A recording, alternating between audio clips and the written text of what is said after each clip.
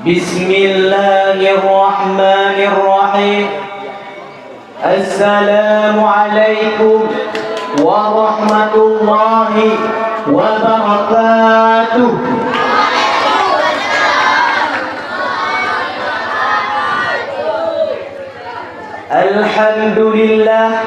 Alhamdulillahi rabbil alamin.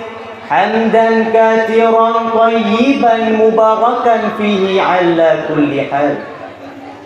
Allazi qad awhada min nurihi nuran bihi ammal huda. Wassalatu wassalamu ala rasulillah sayyidina Muhammadin wa ala alihi wa ashabihi. Ashhadu an la ilaha illallah wahdahu la syarika lah, wa ashhadu anna sayyidana Muhammadan abduhu wa rasuluh la nabiyya ba'dah, amma ba'd.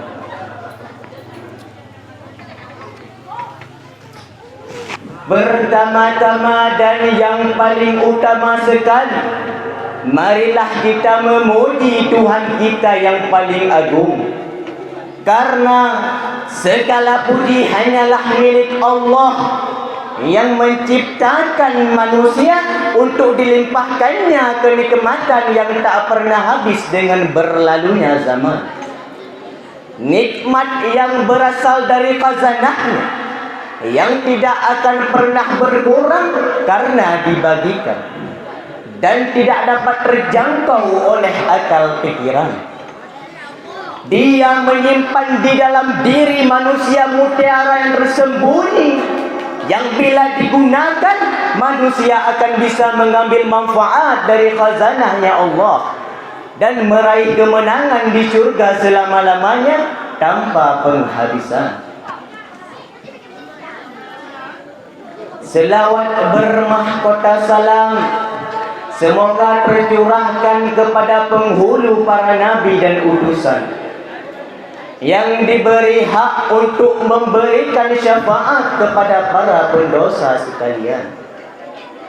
Allah tabaraka wa ta'ala telah memilihnya dengan diberikan kemuliaan dari risalah sebelum penciptaan Lauh Mahfuz dan Qalam. Dia memilihnya untuk membukakan anugerah dan kenikmatan yang ada di dalam dirinya yang tiada terbilang. Dia menyingkapkan sifatnya yang agung kepada beliau yang tidak diketahui oleh siapapun. Dia juga menyingkapkan zatnya yang maha tinggi kepada beliau yang tidak diketahui oleh siapapun, baik oleh malaikat, maqarrabun ataupun seorang nabi yang diutus. Man huwa, siapakah beliau? Beliau adalah Nabi Muhammad sallallahu alaihi wasallam, seorang pemuda padang pasir dan berani dan tak pernah terkenal takut dalam memerangi musuh-musuh Allah. Begitupun dengan sahabat beliau, semoga selawat dan salam tercurahkan kepada mereka. Mereka adalah sahabat sejati-sejati beliau yang rela berkorban, gak hanya harta, bahkan nyawa mereka pun mereka taruhkan untuk perjuangan Rasulullah sallallahu alaihi wasallam.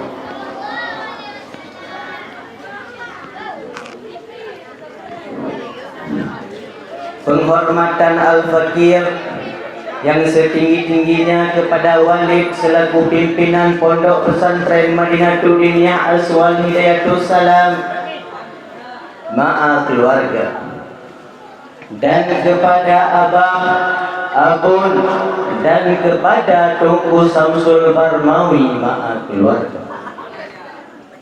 Izinkanlah Al-Fakir berdiri sejenak untuk menyampaikan mana yang hak dan mana yang batil, untuk membawakan sebuah pidato yang bertajuk penyebab umat Islam sekarang hancur.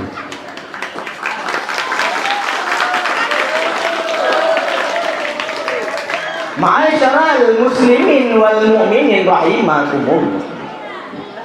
Banyak di antara kita di sini pasti mengetahui bahwa agama yang paling banyak penganutnya adalah agama Islam. agama yang sudah diakui seluruh dunia. Bahkan agama Islam ini sudah diakui oleh manusia-manusia sebelum kita. Dan agama yang paling berpengaruh nomor satu ini. Dan ketuhanan di dalam agama Islam pun sudah diakui dan tak diragukan lagi kebenarannya. Tak seperti agama-agama yang lain yang ketuhanannya tak masuk akal dan sangat gila jika kita mikirkan. Tapi sayang, sungguh disayangkan, heran terheran-heran. Pada akhir zaman ini, miliaran umat Islam yang mengaku beriman, padahal mereka tidak beriman. Iman mereka iman KTP yang bertulis profilnya Islam, akan tetapi iman di dalam hati mereka kosong dan hilang tak tahu kemana. Entah kosong tak pernah ibadah ataupun hilang karena sebab dunia. Na'udzubillah. Padahal dalam satu kitab tertulis bahwa orang yang beriman pasti Islam, sedangkan orang Islam pasti beriman. Jika terpisah salah satu daripada keduanya, maka kafirlah dia secara nyata. Na'udzubillah. Sudah banyak contoh-contoh di luar sana yang sudah nampak secara nyata bahwa umat Islam sekarang ini mereka memamerkan maksiatnya, bahkan dengan rasa bangga mereka mengubarkannya. Bukan gosip yang saya bilang, tapi bukti yang saya hantar. Sudah banyak kita lihat di aplikasi yang hukumnya mubah, namun banyak yang menuju ke haram, seperti TikTok, Instagram, Free Fire, PSG, dan game-game yang lainnya yang sudah nampak di zaman kita sekarang. Mengapa masjid sekarang semakin sepi, sedangkan kafe, karaoke, disco, tempat maksiat semakin ramai? Bukankah masjid lebih indah daripada kafe? Bukankah masjid lebih indah daripada karaoke? Bukankah masjid lebih indah daripada disco? Bukankah pergi ke masjid pahala dapat dosa berguguran? Bukankah pergi ke masjid datang susah pulang tenang? Seperti kata Le Mineral, lebih fresh, plong, rasanya enak banget.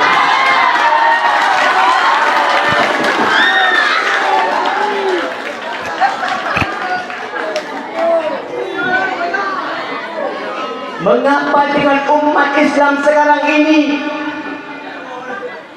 sedangkan apa penyebab dengan umat sekarang ini yang mana mereka lebih memilihkan hal yang batil daripada yang benar? Mereka lebih memilih ke jalan yang salah. Karena itulah sebenarnya manusia di zaman 2022 ini banyak hal-hal yang terjadi bencana, banyak terjadi bencana di negeri kita sendiri. Kenapa? Karena itu penyebab olah kita sendiri. Wahai manusia, adakah kita memikir seperti itu? Bahwa kepada yang maha yang menciptakan kita, gak ada waktu kita untuk dia. Di kafe kita rela bermain game berjam-jam, akan tetapi di masjid 5 menit kita tidak sanggup untuk duduk di sana. Bukankah masjid lebih indah daripada kafe yang seperti kita bilang tadi? Tapi mengapa dalam pikiran kita tidak seperti itu, wahai manusia, wahai hamba Allah? Padahal Nabi Muhammad SAW bersabda, barang siapa yang menyampaikan kemungkaran, barang siapa yang melihat kemungkaran,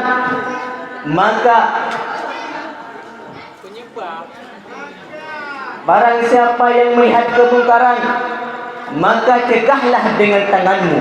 Apabila belum bisa, maka cegahlah dengan mulutmu. Apabila belum bisa, maka cegahlah dengan hatimu. Pencegahan dengan hati pertanda selemah-lemah iman. Inilah yang dapat saya sampaikan. Lebih dan kurang saya mohon maaf. Wabillahi taufiq wal hidayah. Assalamualaikum warahmatullahi wabarakatuh. Waalaikumsalam warahmatullahi wabarakatuh.